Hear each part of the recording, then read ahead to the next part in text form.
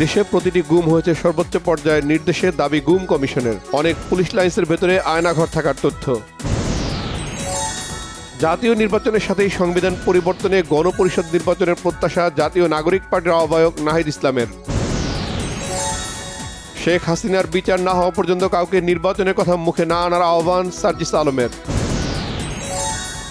ফ্যাসিস্টদের বিচারের আগে নির্বাচন হবে না এমন অজুহাত মানবে না জনগণ, হুঁশিয়ারি মির্জা আব্বাসের। ছাত্রদের নতুন দলকে ধৈর্য ধরার পরামর্শ।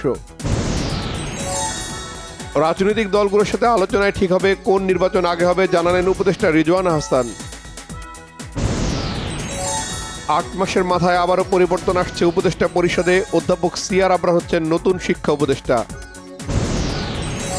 সিঙ্গাপুরে অর্থ পাচারের অভিযোগে মামলায় তারেক রহমানের সাজার বিরুদ্ধে আপিলের রায়ের জন্য দিন ধার্য করেছেন আপিল বিভাগ।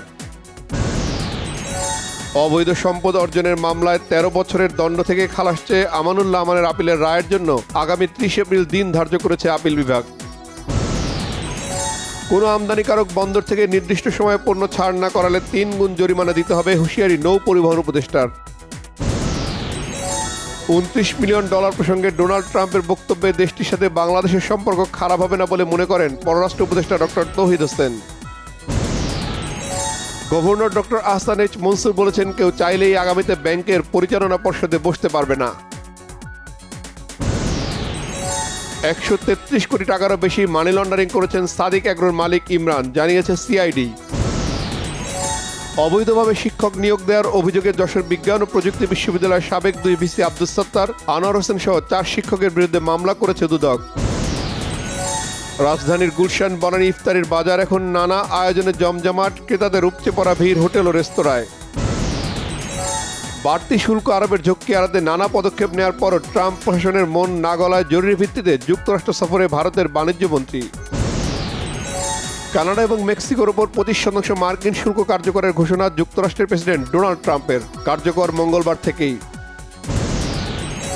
জেলেনস্কির সাথে উত্তপ্ত বাকবিতণ্ডার পর ইউক্রেনের সব ধরনের সামরিক সহায়তা বন্ধ করেছেন মার্কিন প্রেসিডেন্ট ডোনাল্ড ট্রাম্প। ২০২৬ ফিফা বিশ্বকাপের বাছাই পর্বে বিশ্ব চ্যাম্পিয়ন আর্জেন্টিনার ৩৩ জনের প্রাথমিক দল ঘোষণা। নেতৃত্বে থাকছেন লিওনেল মেসি। মান্নাতে ছেড়ে যাচ্ছেন বলিউড সুপারস্টার শাহরুখ খান। ৯ কোটির ভাড়া বাড়িতে উঠছেন তিনি, থাকবেন ৩ বছর।